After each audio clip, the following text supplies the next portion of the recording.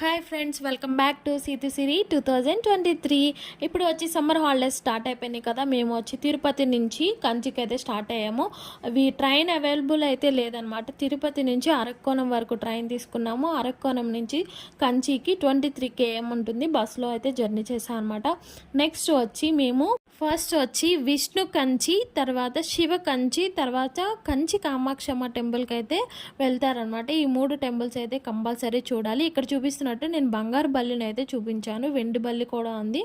అవి దర్శించుకున్న తర్వాత ఈ కొలను దగ్గరికి అయితే వచ్చేసామన్నమాట. అలా కొలను చూసాం అనమాట. చాలా బాగుంది. ప్రతి టెంపుల్లో కొలను దగ్గరికి వెళ్ళడం అయితే భలే ఉంటుందన్నమాట. మేమైతే జర్నీ అయితే ఈ సమ్మర్లో చాలా వేడిగా, చాలా అంటే కొంచెం ఇబ్బంది పడుతూ వచ్చామన్నమాట. చాలా టైం అయితే అయిపోయింది మాకైతే. ఇగో చూడండి, కంచి కామాక్షమ్మ టెంపుల్ అయితే నేను చూపిస్తున్నాను. ఇది బయట, లోపలికి మొబైల్స్ అయితే అలో లేదనమాట.